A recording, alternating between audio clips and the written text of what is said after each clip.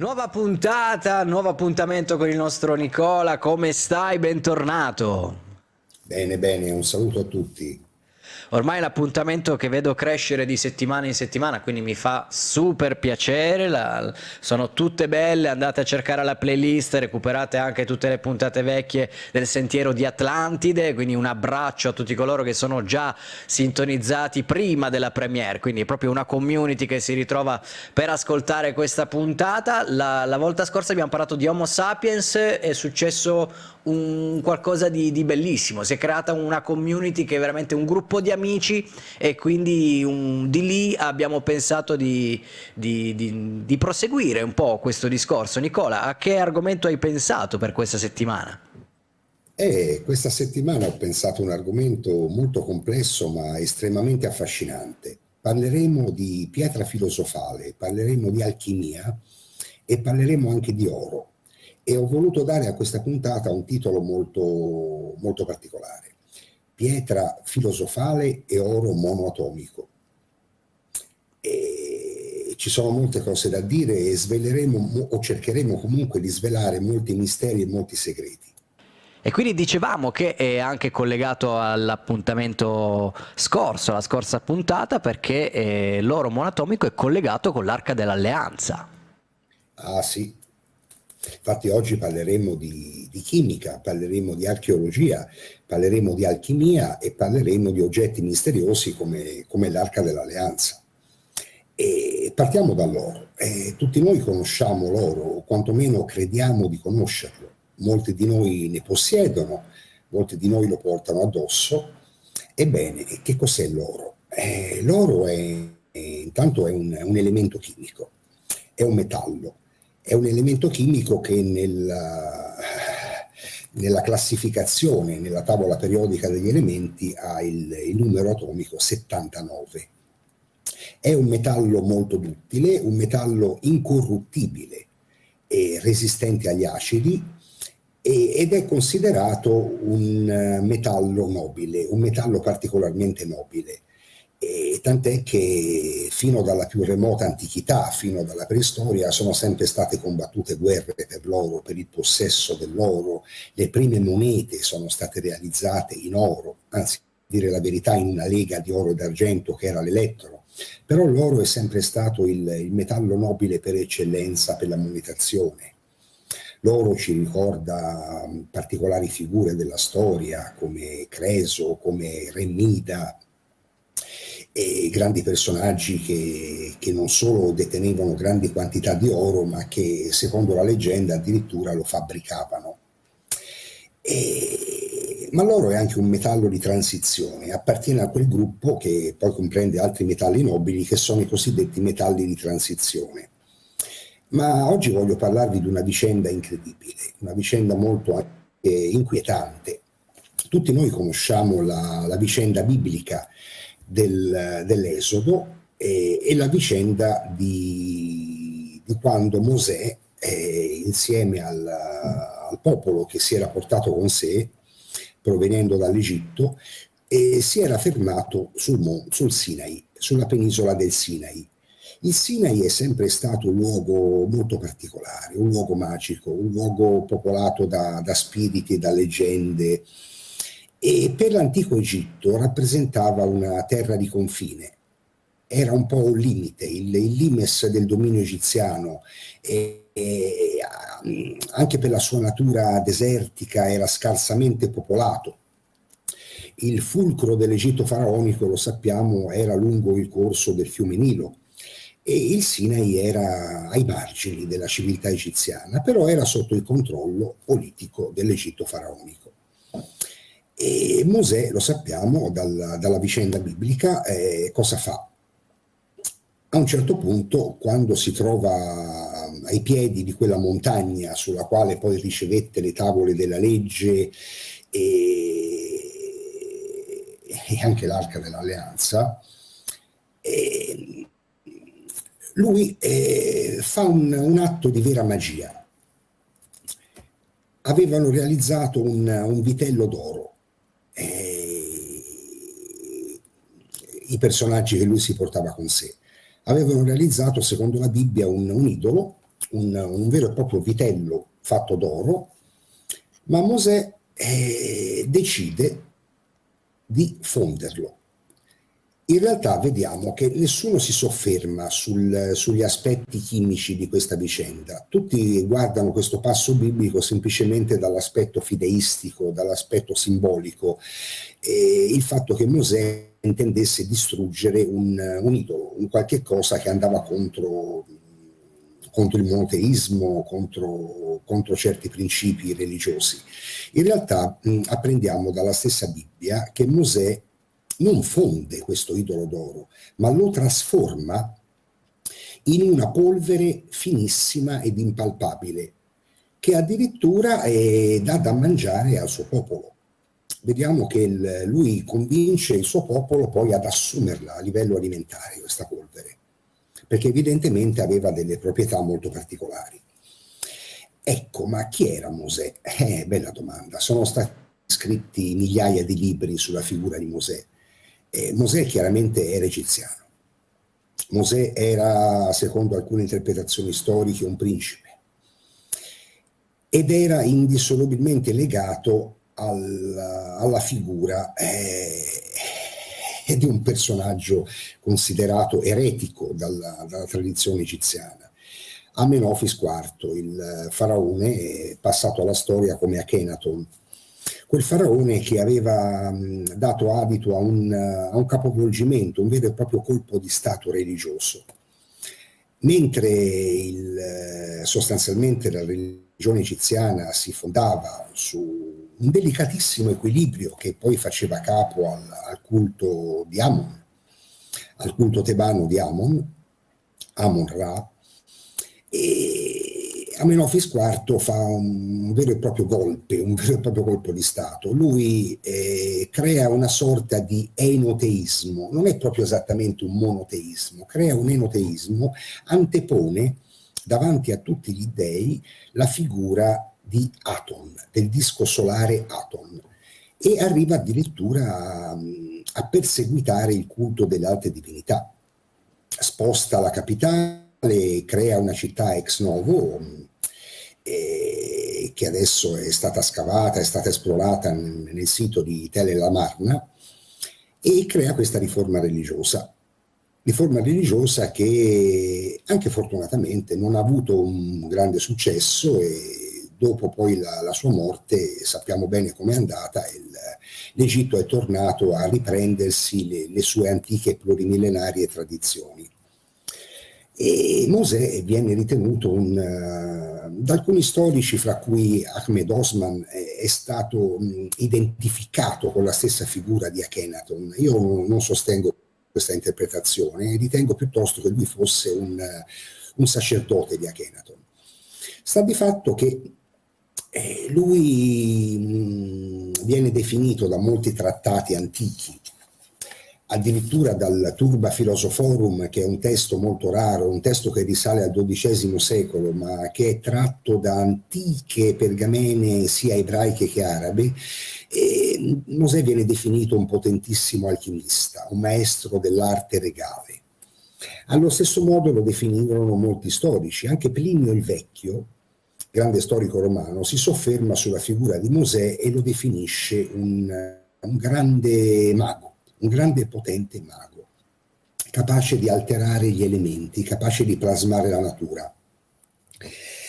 E viene definito anche da un altro trattato, un trattato ermetico alchemico risalente al III secolo d.C., viene definito un maestro dell'arte regale. L'arte regale, signori, è l'alchimia, è la trasmutazione. Ebbene, noi vediamo che Mosè trasforma questo idolo d'oro in una polvere finissima. Ma come fa? L'oro, portato ad elevata temperatura, fonde, è un metallo. L'oro non si trasforma in una polvere finissima, non si trasforma in una polvere bianca. Ebbene, il vero segreto di tutto questo risiede proprio nella montagna sulla quale si ritiene che Mosè abbia ricevuto le tavole della legge. Infatti, questa montagna, chiamata in arabo il Gebel Musa, il monte di Mosè, corrisponde esattamente ad una località molto particolare che si chiama Serabit el-Khadim. Serabit el-Khadim è una località dell'Egitto dove sorge questa montagna nel Sinai, che era fino all'inizio del Novecento completamente inesplorata. Nessuno in tempi moderni aveva esplorato adeguatamente quel territorio, un territorio ostile, un territorio desertico, abitato da popolazioni nomadi.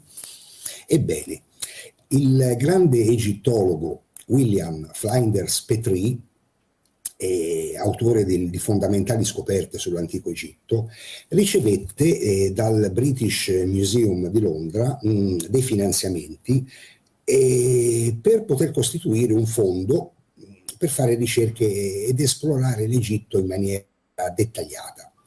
Questo fondo venne chiamato Egypt Exploration Fund. Sostanzialmente Petrie ricevette questi finanziamenti per esplorare l'intero Egitto e in particolare la regione del Sinai, che non era stata mappata dagli archeologi.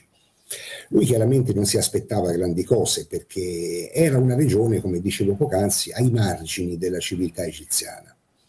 Ma arrivato a esplorare questa montagna, la montagna di Serabit el-Khadim, e arrivato alla sommità, si trovò davanti un qualcosa di incredibile.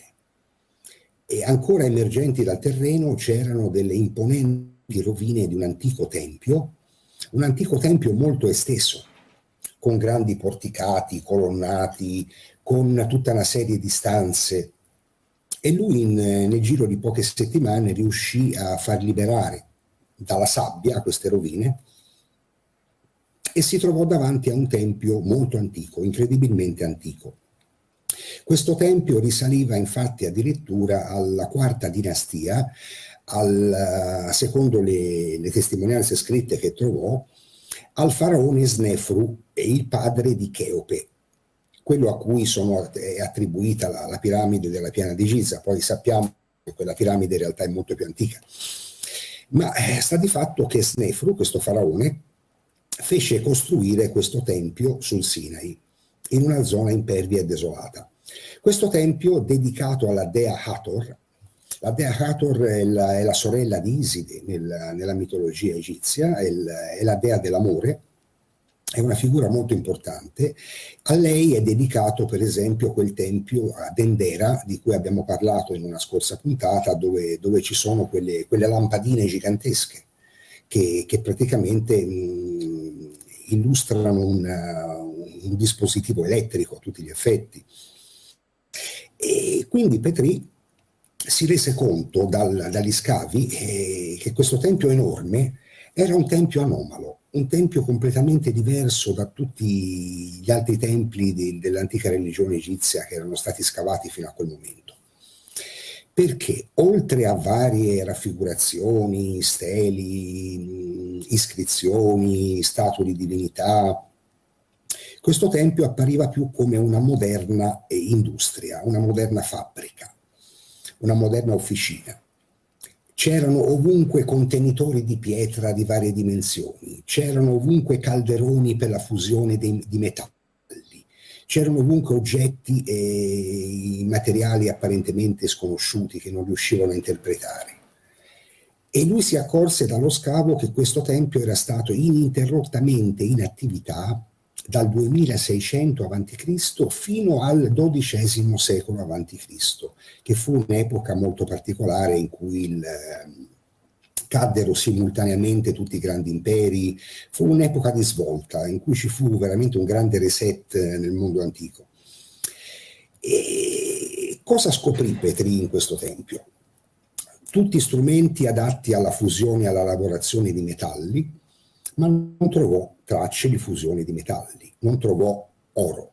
Eppure dalle iscrizioni questo tempio veniva chiamato la Casa dell'Oro. Il nome di questo tempio era la Casa dell'Oro. Tutti i più grandi faraoni, da Tutmosis III, avevano voluto lasciare lì delle epigrafi, delle iscrizioni, delle steli, dove si facevano vedere raffigurati a rendere omaggio a questa Casa dell'Oro. E dove e questo magari ne parleremo dopo, dove ricevevano dalle divinità un qualche cosa, una sorta di pane della vita. La spiegherò dopo di che cosa si tratta. Ebbene, Petri trovò in una cella di questo tempio un quantitativo enorme di una polvere bianca, sottilissima, impalpabile, che sembrava cenere. Ebbene, questa polvere non era cenere e non aveva nessun aspetto della cenere, anche perché la cenere è di natura organica, e la trovò veramente in quantità enorme. Questa polvere venne analizzata, non riuscirono a venirne a capo, era un qualcosa di incorruttibile, si era mantenuta inalterata di un bianco splendente. E qui si apre tutta una serie di interrogativi, tutta una serie di considerazioni. Perché l'Arca dell'Alleanza, di cui abbiamo già parlato, è un qualcosa di estremamente potente ed è un qualcosa di tecnologico. Sappiamo che sul suo coperchio ci sono c'erano due cherubini alati che probabilmente hanno una funzione anche tecnologica, come degli elettrodi. E sappiamo che l'Arca dell'Alleanza era una fonte di energia, emetteva dell'energia a plasma. Abbiamo visto che cosa è successo a Jeddah in Arabia Saudita quando è stata trovata la gemella dell'Arca dell'Alleanza, l'Arca di Gabriele.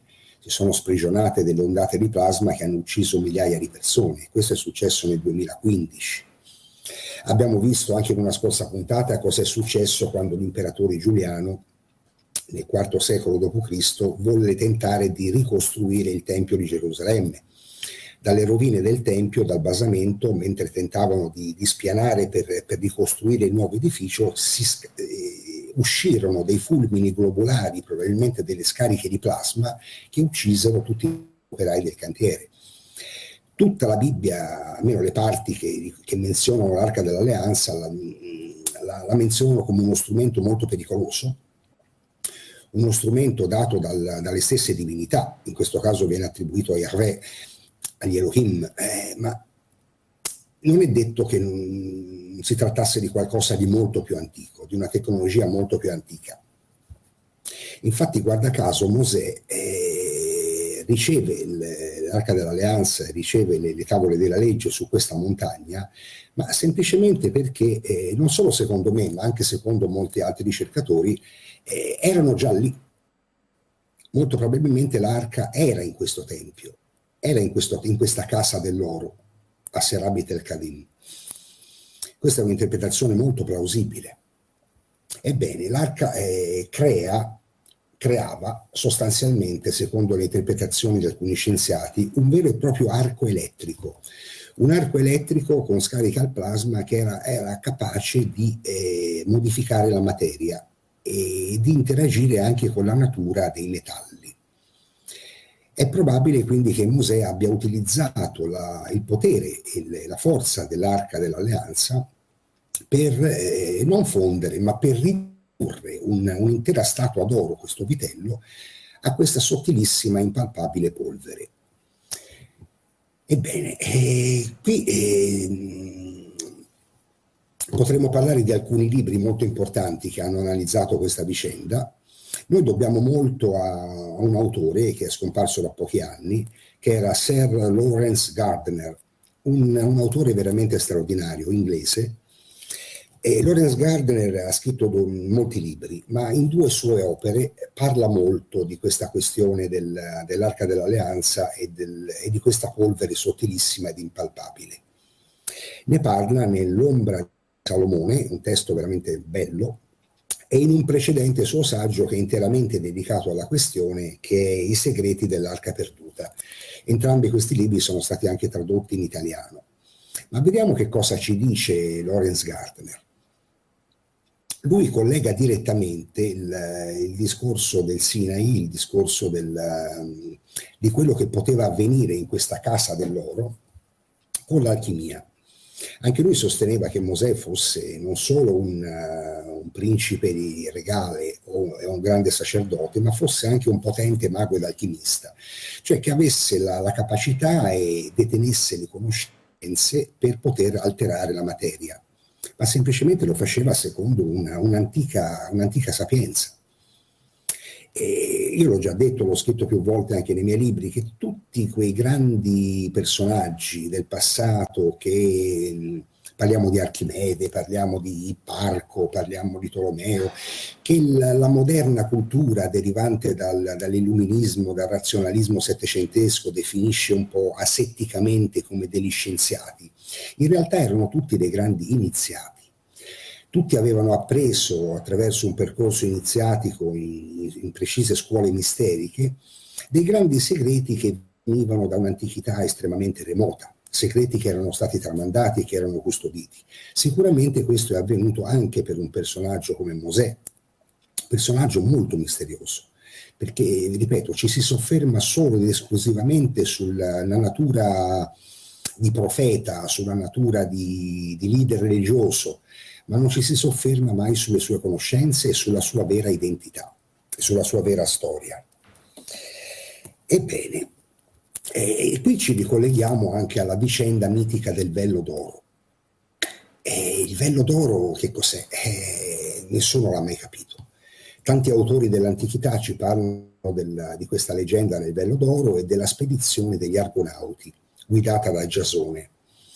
Una spedizione che portò gli Argonauti in giro per mezzo mondo fino poi ad arrivare in Colchide, l'attuale Georgia, nel Caucaso, dove avrebbero riperito questo mitico vello d'oro. Ma secondo alcuni grandi alchimisti del passato, secondo alcuni iniziati del XV e del XVI secolo, fra cui Ireneo Filalete, di cui parleremo fra poco, e anche un alchimista tedesco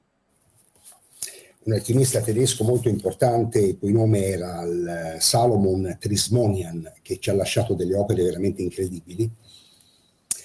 E questo vello d'oro non sarebbe stato altro che una pergamena segreta, che conteneva le istruzioni esatte per poter praticare l'arte reale, l'alchimia, la trasmutazione della materia.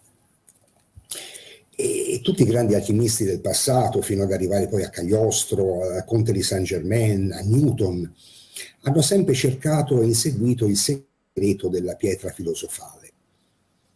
E che cos'è la pietra filosofale? Nessuno in realtà l'ha mai capito.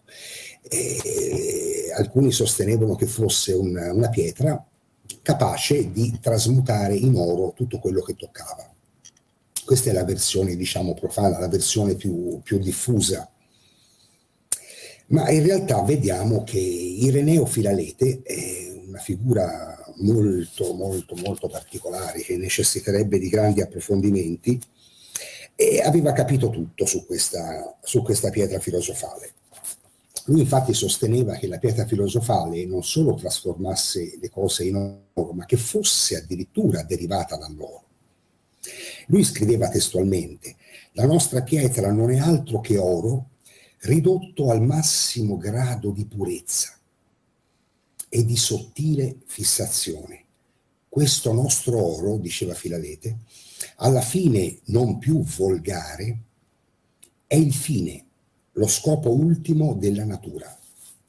E c'è un testo importantissimo che venne pubblicato ad Amsterdam nel 1667, un testo di Filalete, dove lui svela sostanzialmente il segreto della pietra filosofale.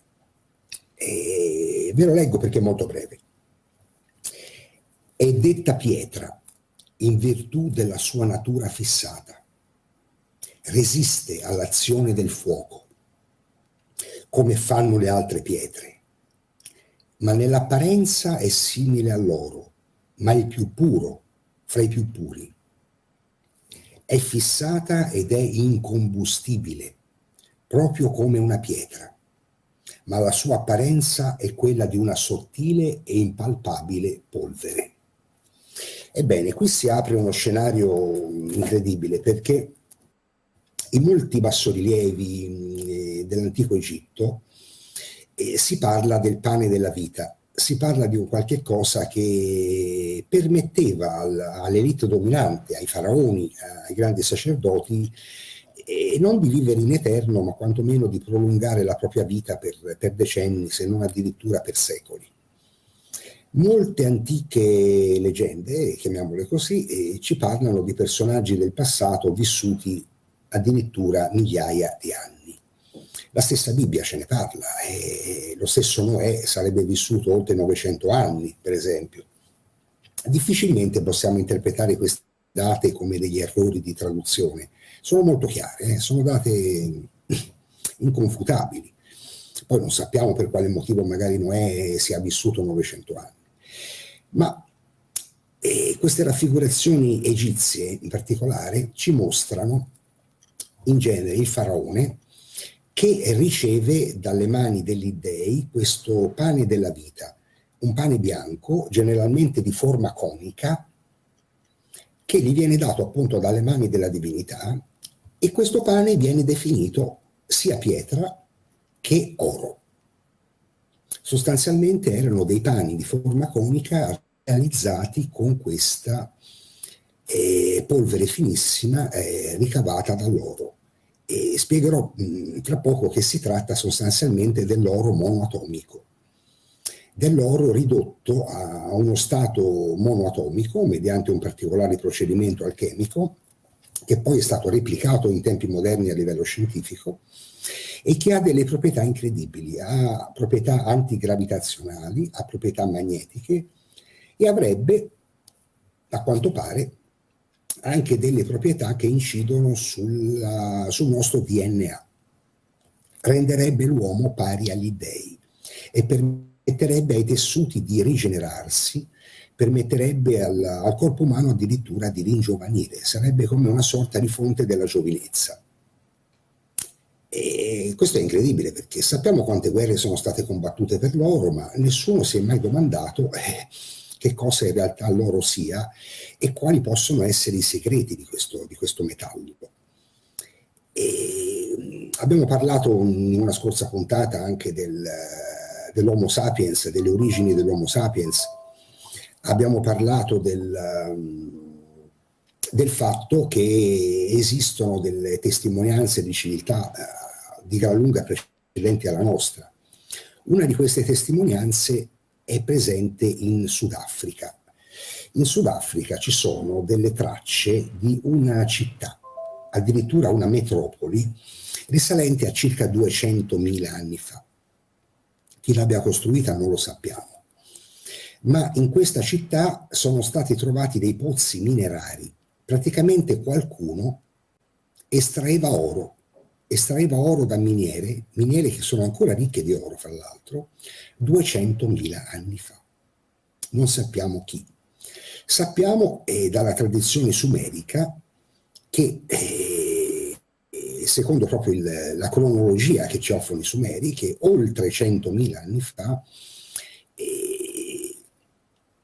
gli Anunnaki crearono l'umanità, una parte quantomeno dell'umanità, come forza lavoro per estrarre l'oro, per utilizzarli come minatori. Quindi perché gli dei hanno sempre voluto l'oro? Gli dei, o chi fossero in realtà, gli Anunnaki. C'era il desiderio di accaparrarsi oro. Oro perché evidentemente l'oro ha delle proprietà incredibili, energetiche e vitali, rappresenta la stessa essenza della vita, e questo gli antichi egizi a quanto pare lo sapevano. E questo apre veramente la porta a scenari incredibili. Che dici? Fra l'altro mi viene in mente anche tutti questi compro oro, il fatto che in tutte le crisi servano per raccogliere grandi quantità d'oro, e il buon Mauro Biglino mi disse: io ho come la sensazione che a un certo punto tutto quest'oro venga accumulato e qualcuno esterno a questo pianeta possa venire per prenderlo e portarlo altrove. E anche qui il cerchio sembra chiudersi. E io ne ho sempre avuto la convinzione. C'è proprio un rastrellamento dell'oro, spingono le persone a disfarsene con il mito del denaro contante, e dove va a finire? Eppure di oro ce n'è sulla terra. È stato calcolato che solo dalle acque dell'oceano potremmo ricavare 100.000 volte più oro di quanto ne sia mai stato fuso e utilizzato dall'uomo, solo che chiaramente è disperso a livello molecolare nelle acque dell'oceano. Non sappiamo quanto ce ne sia nelle grandi profondità della terra. E sta di fatto che questo rappresenta un segreto insondabile, perché potrebbe essere collegata a questa questione dell'oro monoatomico, dell'oro in forma di polvere finissima, alla longevità di certe classi dominanti dell'antichità, che veramente raggiungeva uno status che li portava al pari degli dei. E c'è una vicenda che è avvenuta in Romania alcuni anni fa che si collega a tutto questo. Se ne parla poco perché è stata secretata. Nel 2003, se ricordo bene, sui monti Bucegi, esattamente nel centro della Romania, venne identificata da alcuni geologi attraverso dei georadar un'enorme cavità all'interno di una montagna. L'esistenza di questa cavità interessò molto l'esercito americano, perché gli americani avevano da poco rovesciato Saddam Hussein, si erano impossessati dell'Iraq e a quanto pare in Iraq avevano trovato una struttura sotterranea in cui vi erano delle indicazioni dell'esistenza di una struttura gemella che era ubicata esattamente in Romania. Quindi collegarono le due cose e ci fu un interessamento immediato dei servizi segreti americani e dell'esercito americano. Il governo rumeno fece fare un'esplorazione di queste cavità sotterranee e vennero raggiunte e si trovarono di fronte a un qualche cosa di tutt'altro che naturale. Non era semplicemente una grotta, ma c'era tutta una rete di cunicoli, corridoi all'apparenza tecnologici, realizzati da una civiltà avanzata. Questi corridoi erano perfettamente lisci, sembravano tunnel di una metropolitana. E uno di questi tunnel portò in un ambiente a cupola, una grandissima cupola, dove c'erano delle strutture tecnologiche, una tecnologia avanzatissima, e guardate bene, era roba molto antica, molto antica. Addirittura l'accesso a questa grande sala era chiuso da una sorta di barriera energetica. E alcuni che tentarono di aprire quella porta morirono di arresto cardiaco, perché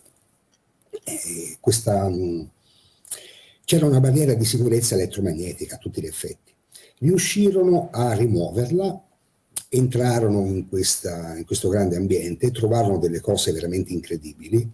Si sa molto poco a riguardo perché la cosa è stata secretata. Inizialmente il governo rumeno voleva dare notizia di questa scoperta e metterla a disposizione degli scienziati, ma pare che abbiano ricevuto delle forti pressioni. All'epoca c'era l'amministrazione Bush negli Stati Uniti, delle fortissime pressioni per addirittura ricatti economici. Come a dire, se voi vi permettete di rivelare una cosa del genere che turberebbe tutti gli equilibri mondiali e avete finito a livello economico, vi distruggiamo e vi togliamo qualsiasi credito e chiaramente quando si parla di soldi il governo rumeno venne riportato alla ragione, almeno secondo l'ottica dei Bush. E ci fu, secondo una cronaca, perché poi è stato pubblicato in forma anonima un resoconto di tutta questa operazione, e poi vi spiego perché è collegata col Monte Sinai. Sappiamo che ci fu anche l'interessamento di alcuni personaggi, fra cui un uomo che viene menzionato con uno pseudonimo, ma che sarebbe un membro del gruppo Bilderberg, che fra l'altro parlava rumeno in maniera molto, molto fluente, e quest'uomo sostanzialmente si sarebbe impossessato, lui poteva avere accesso ovunque, aveva lasciapassare, aveva autorizzazioni di alto livello, si sarebbe impossessato di alcune urne metalliche che vennero trovate in questo ambiente, che contenevano oro monoatomico, contenevano questa polvere bianca, finissima. E una televisione rumena che trasmise dei documentari su quel poco che era trapelato su questa vicenda ha avuto delle minacce e addirittura pare che sia stata costretta a chiudere. Quindi stiamo parlando di questioni molto scottanti, anche se risalgono a molti anni fa. E sta di fatto che lì c'era un qualcosa di tecnologico, sicuramente riconducibile a una civiltà precedente, quindi un qualcosa che vogliono tenere nascosto. Si può anche comprendere il motivo, perché tutto quello che sconvolge i paradigmi, il ciclo della storia come ci viene insegnato nelle scuole dà fastidio, quindi deve essere nascosto all'opinione pubblica. Ma il fatto che ci fossero queste urne contenenti questo monoatomico, perché si parla proprio di questo, ci ricollega a un'antica sapienza.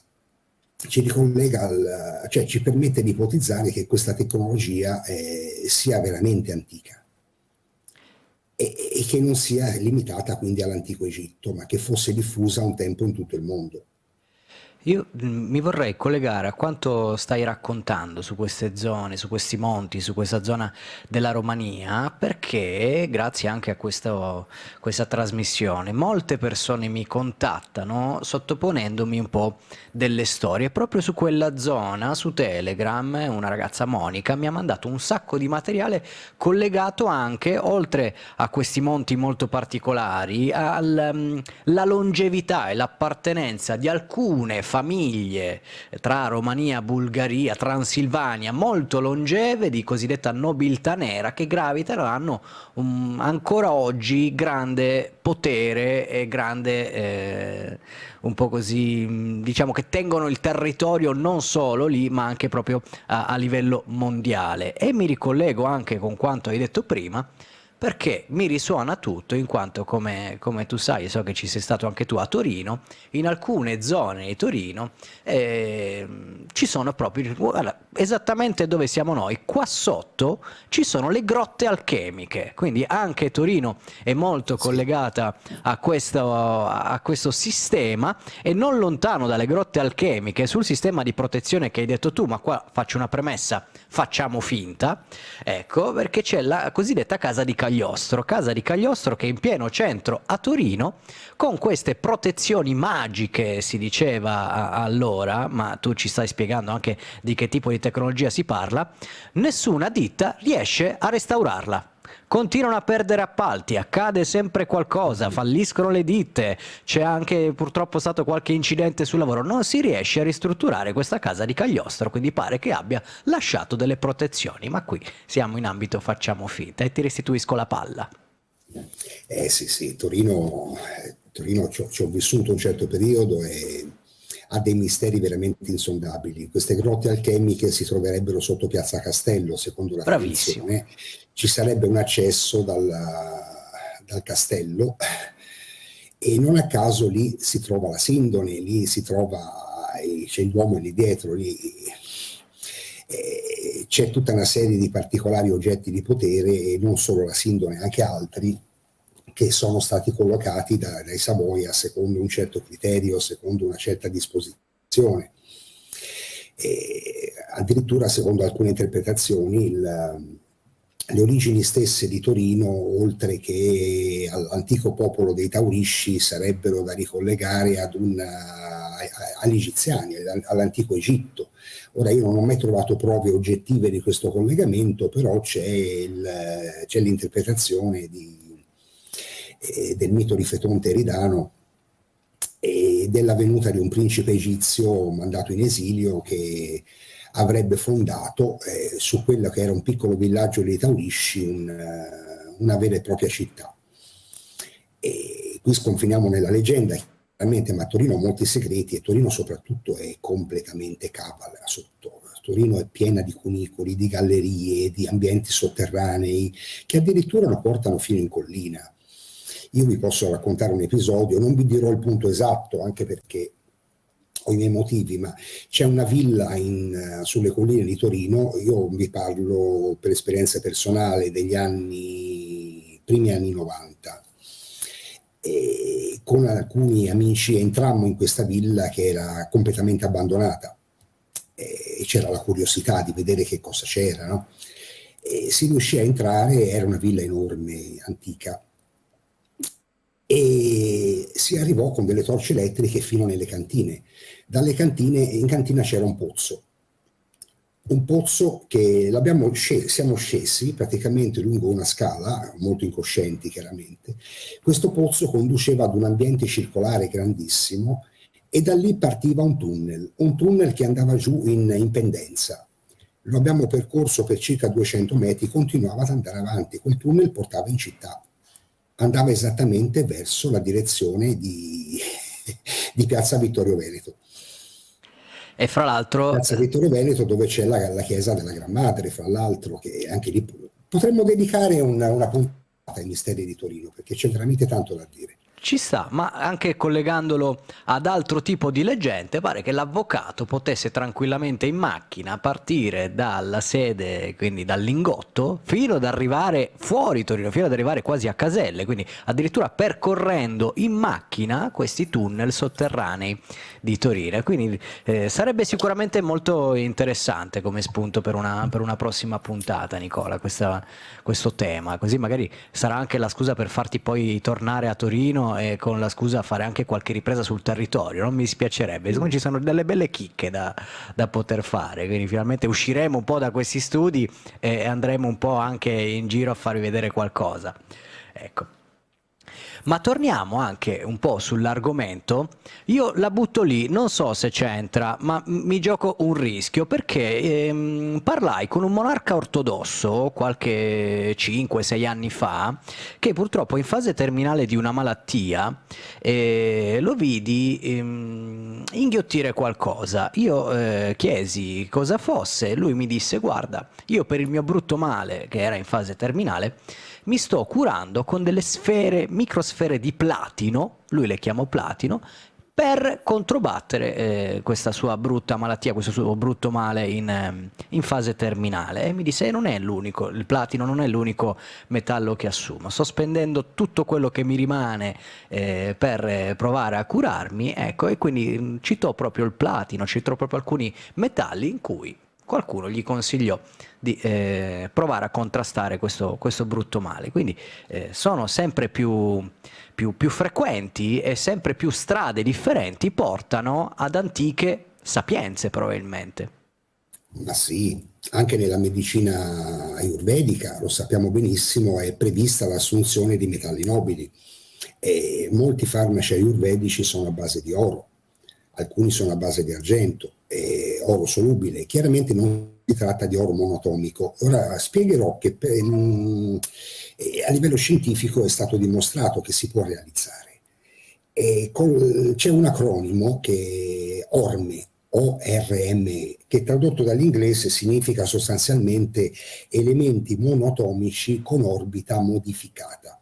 Esiste quindi un particolare processo scientifico che permette di trasformare quei metalli del gruppo di transizione, vale a dire i metalli nobili, fra cui l'oro e il platino, in una condizione monoatomica. Ma la cosa incredibile è perché questa tecnologia viene nascosta, è una tecnologia che potrebbe guarire malattie, potrebbe veramente portare alla longevità, potrebbe risolvere buona parte dei problemi del mondo. È una tecnologia che è stata soppressa, che non viene diffusa,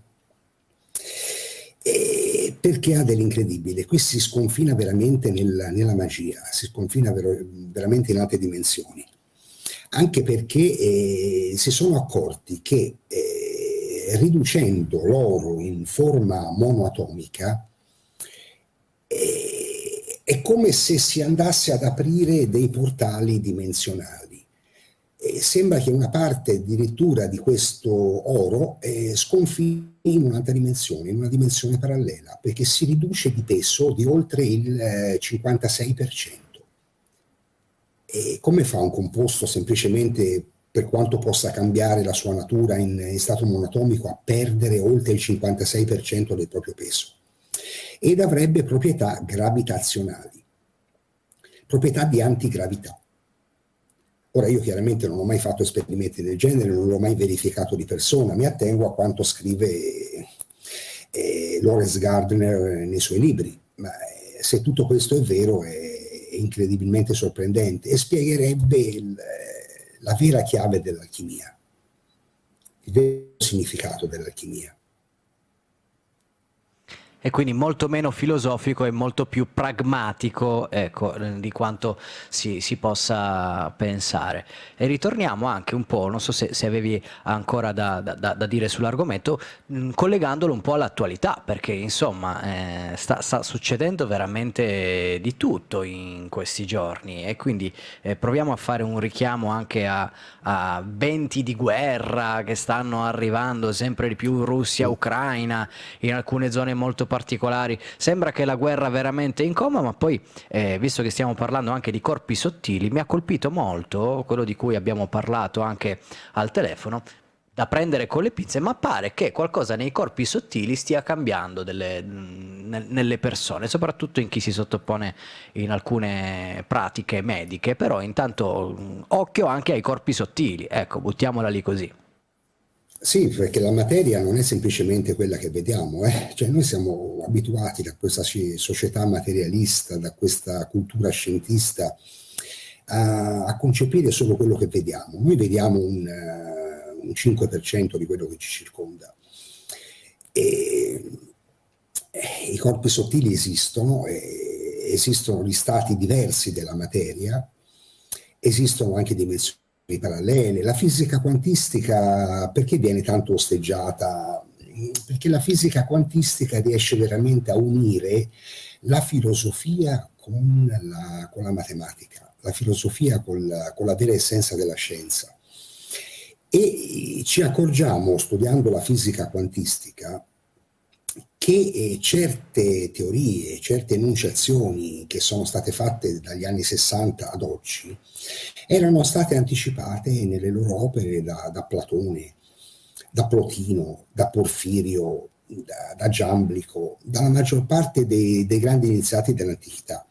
Quindi questo cosa significa? Significa che certe tradizioni misteriche del passato hanno ereditato veramente una conoscenza scientifica avanzata, antichissima, probabilmente proveniente da una civiltà precedente alla nostra, fra cui anche le conoscenze alchemiche. Se è vero che in Romania, in una struttura che è stata datata ufficiosamente dalle persone con cui ho parlato a circa 50.000 anni fa, noi non sappiamo chi ci fosse sulla Terra 50.000 anni fa, ma sappiamo che ha costruito un qualche cosa, una rete di tunnel pari a quelli di una metropolitana e ambienti giganteschi sotto le montagne della Romania. E avevano l'oro monatomico. Fantastico. Quindi, come al solito, io voglio un po' lasciare delle porte aperte. Intanto, grazie che vedo che ci suggerite che su Telegram, Facebook, Instagram mi stanno contattando un po' ovunque con un sacco di spunti sulle prossime puntate. Ma io vorrei far ricordare, perché poi vedo che mi chiedono molto anche i tuoi libri in uscita, i tuoi libri passati. Quindi, facciamo anche un richiamo su dove possono trovare tutti i tuoi testi. Perché la cosa bella è che poi, ascoltando anche le puntate, viene un po' anche l'ispirazione nel cercare di leggere qualcosa e poi ricercano anche quelli che sono i tuoi libri, Nicola. Quindi facciamo anche un po' un resoconto di dove li possono trovare. Ora non voglio fare troppa pubblicità ai miei, infatti io cerco sempre di citare anche i libri di altri autori, però i miei in particolare li potete trovare tutti sul sito delle edizioni Aurora Boreale, aurora-boreale-edizioni.com. E è uscito, ne abbiamo parlato in una scorsa puntata, proprio 2 settimane fa, il mio nuovo libro I Minoici in America e le memorie di una civiltà perduta, dove parlo anche in alcune pagine dove accenno a questa questione dell'oro monoatomico, e in particolare riporto le affermazioni del grande alchimista Ireneo Filalete.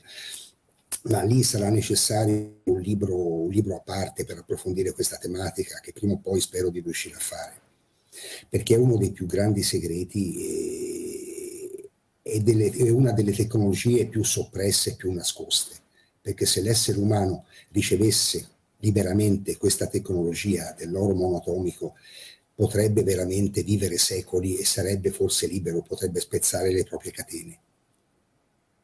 Bene. Grazie allora a tutti voi che ci avete seguito. Ricordate, tutti i martedì, venerdì e le domeniche alle 21 con Facciamo Finta Che. La domenica c'è il Sentiero di Atlantide con il buon Nicola Bizzi, che è appuntamento fisso e tra i più attesi in assoluto. Cercate tutte le playlist, perché abbiamo suddiviso anche per argomenti, in modo che uno possa fare questa ricerca in cui è tutto sempre collegato da un filo conduttore unico. Sappiate sempre che non siete soli, perché siamo una community che poi si sente anche tutto il resto della settimana. Io, come dico sempre, il vostro supporto può essere in 1000 modi, ma anche un semplice like, un passaparola è già molto importante per far arrivare a più persone possibili queste chiacchierate che noi facciamo in amicizia, chiacchierate con cui arrivo quindi a ringraziare Nicola, che è un amico che stimo veramente un sacco, che riesce sempre a trovare il momento e almeno un'ora a settimana da dedicarci, e so che quanto di più prezioso tu abbia, perché il tempo è veramente una risorsa ultra mega sottovalutata, ma so che ti cercano in 1000, quindi io tutte le volte non posso che ringraziarti, perché mi dedichi un'ora del tuo tempo e la dedichi anche a tutti coloro che ci ascoltano. Grazie a te, grazie a tutti quelli che hanno la pazienza di ascoltarci. Grazie a tutti coloro che ci danno una mano, perché veramente poi un giorno affronteremo anche a livello energetico tutto quello che succede, ma ci sono delle guerre in cui uno dice ma non può essere un caso tutto quello che ci sta accadendo, ma viene poi sempre in soccorso qualcuno, quindi grazie a tutti coloro che ci danno una mano e loro sanno di chi sto parlando. Un abbraccio grandissimo, Hare Krishna, appuntamento alla prossima settimana. Grazie Nicola. Ciao.